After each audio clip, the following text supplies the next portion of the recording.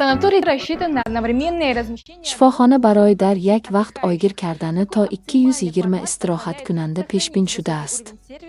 Chuning formati optimal imkon medxat ki sathi balandi xidmat nigoh doshta shavad, fazoy orom, tanho iyod karda shavad va inchunin bahar yak istirohat kunanda munosibati infirod tamin karda shavad. این میکس نه تنها به تشکیل روندهای سالمگردان امکان میدهد بلکه به رشد منطقه هم از خط طب و هم از خط اجتماعی و اقتصاد مساعدت میکند. در این آخمک سه کاتگوری خوراک‌ها موجودند. خوب بیاید بگیم که سه کاتگوری آیگرکن عموماً. اینها اتاق‌های استاندارد، لوکس و اینچنین کاته‌های عائلوی میباشند. بیاید بررسی خود را از لوکس آغاز کنیم.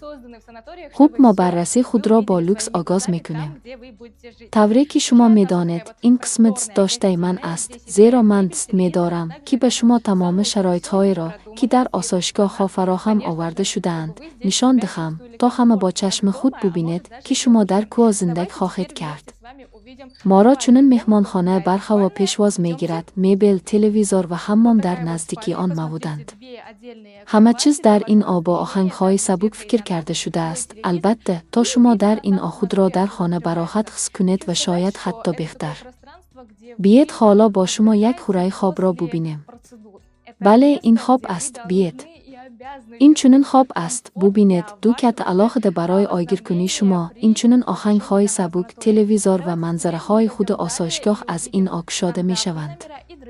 من می‌خواهم بگم که این فضا است که شما پس از رسمیت استراحت می‌کنید. این است که شما باید و وظیفه دارید که هنگام برقرار شو به شفاخانه مذکور خود را براحت حس کنید. بیاید حالا ادامه دهیم و رقم‌های استاندارد و دیگران را ببینیم. ما بررسی خود را ادامه می‌دهیم و در پیش رقم استاندارد داریم. آن از لوکس البته با کارهای داخل و میدان خود فرق می‌کند، زیرا آن یک خوره دارد، اما آن هم روشن و برهوا است. برای استراحت براحت همه چیز لازم را دارد. بیاید حالا به این برویم و می‌خواهم قید کنم که در تمام آسایشگاه ویفی موجود است. بنابراین شما در این به علاقه نمی‌مانید. خوب بیاید به چه اساسی این گذاریم، زیرا این رقم در کنار آبانبار همان است. بیاید به منظر نظر اندازیم، زیرا آن بالکن خود را دارد.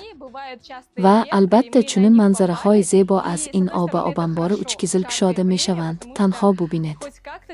و حالا چنین نسیم گوارا می‌وزد، محض یک موسم مخمل. اگر شما آن را چنین نامگذار کنید، زیرا در این وقت محض در بعضی روزها شمال‌های زود به عمل می‌آیند و ما به آنها دچار می‌شویم. و از یک طرف این در وقت گرم خوب است، زیرا حداقل حرارت پستر به نظر می رسد.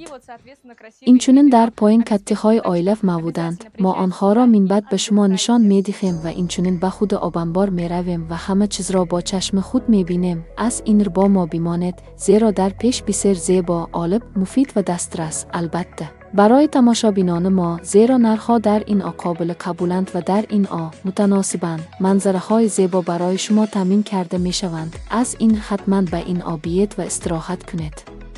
این چنین در شفاخانه کتابخانه وسیع خود موجود است که در آن شما می‌توانید ادبیات را برای هر ذوق پیدا کنید، به مانند ادبیات بده و دیگر ادبیات‌ها، تا شما وقت خود را در این عالم گذرانید.